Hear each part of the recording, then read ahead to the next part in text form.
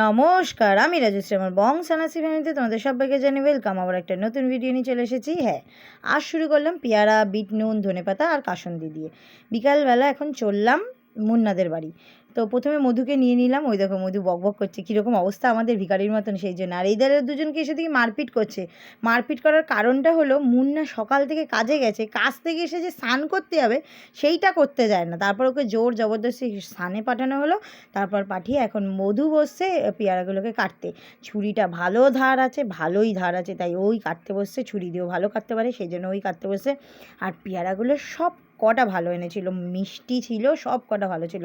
ও আবার লেবু দিয়েছে, লেবু লেবু এক টুকরো লেবু দিয়েছে, সেটাকে আমি ভালো করে ডললাম। আমি হাত দিয়ে লঙ্কা টঙ্কা কাটিও নি, মাখিও নি, সব কটাই মধুই করেছে। আমাদের গ্রুপের মধ্যে যদি ও থাকে না, মানে এই কাটাকুটি করে আমরা হেল্প করে দিই, কিন্তু রান্নাবান্নার কেসটা ওই করে নেয়, ওই দেখে নেয়। তো আমাদের আর চাপ হেডেকই নিতে হয় না। যাই হোক, তো এখন ওই লঙ্কাগুলোকে কেটে থেতে করছিলো। আর আমি এখানে ধনেপাতা আর মুন্না কয়েকটা লেবু পাতা এনে দিয়েছিলো ওর বাড়ি থেকে, ওগুলোকে কুচি কুচি করে কেটে বিট নুন আর কাসুন্দি দিলাম। এখন হাত দিয়ে মাখবে। মানে যখন মাখছে না, এত সুন্দর গন্ধ ধনেপাতার, এত সুন্দর গন্ধ, বিলাতি ধনেপাতা বলে কথা। উফ, আলাদাই গন্ধ, তাই না?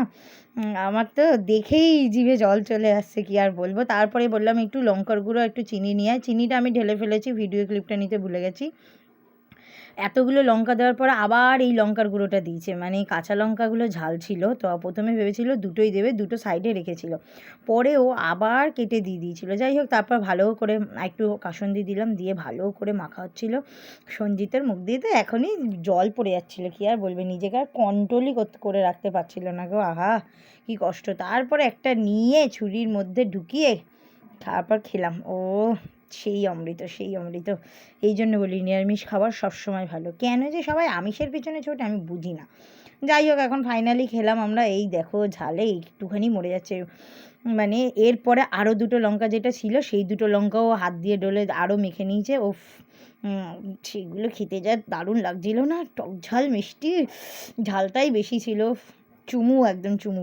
তারপর তো পুরো পেয়ারা মাখা শেষ। তারপর আমাদের আড্ডা শুরু হয়ে গেছে। এই করতে করতেই তারপর থালাটা চেটেও খাচ্ছিল, কিন্তু আমি এইভাবে চেটে খাবো না। এইভাবে হাত দিয়ে চেটে খাওয়া যায় নাকি? এইভাবে হাত দিয়ে চেটে খাওয়া যায় না।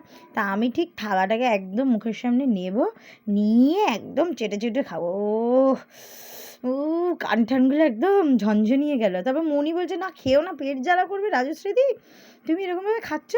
আমি বলছি দাঁড়া, ও ঝালের চক্কর আগে একটু লাফিয়ে নিয়ে কিন্তু এইটা ছাড়া যাবে না। এইটার যা স্বাদ আছে না, এই লাস্টেরটা, এটা ছাড়া যাবে না। আমার ঝাল লেগেছে বলে মুন্নাকে দেখেছো কীরকমভাবে নাচছে। ও সারাক্ষণ আমার সাথে ঝগড়াঝাটি করবে, আর আমার চোখ দিয়ে জল বেরিয়ে গেছে।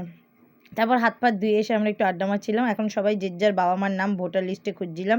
খুঁজে এখন ও আমাকে বাড়ি দিয়ে গেল, আমাকে আর মধুকে নামিয়ে এখন আমাদের বাড়িতে দিয়ে গেলো। আমি তারপর জেঠু বাড়ি গেছিলাম। এই যে ভাই ফোন করেছিল সকালবেলা, আর ছোটো মা খেতে দিল ডাল পাতুরি আর রুটি, যেটা খেতে ভালোই হয়েছিল মোটামুটি, খারাপ বলবো না। রুটিটা বরাবরই ছোটো মা ভালো করে রুটিটা। তো ডাল পাতুরিটা আরেকটু হতো, মানে নুন মিষ্টিটা একটু হতো, ঝালটা ভালোই হয়েছিল। আজকে আমি সারাদিন ঝালঝালই খাবার খেয়ে গেছি, ভালোই লাগছিলো। আমার তো খেতে মুখে বেশ ভালোই লাগছিলো। পেটটা ভর্তি হয়ে গেলো। বাড়িতে গিয়ে রাত্রিবেলা কী খাবো আমি জানি না। ফাইনালি বাবার নাম তো পেলামই না ভোটার লিস্টে। তারপর আমাদের যেখানে ভোট দেওয়া হয় সেইখানে ঝুলিয়েছিল নাম, সেইখানে ওই যে পেয়েছি 4 জনের, 2 যে মা আর জেঠির নাম, আর বাবা আর জেঠুর নাম। তো তারপরে বাড়ি চলে এলাম আমরা। ভিডিওটা যদি ভালো লাগে অবশ্যই লাইক, সাবস্ক্রাইব, শেয়ার, কমেন্ট করে দেবেন। সবাই পাশে থাকবেন, সুস্থ থাকবেন। রাধে রাধে।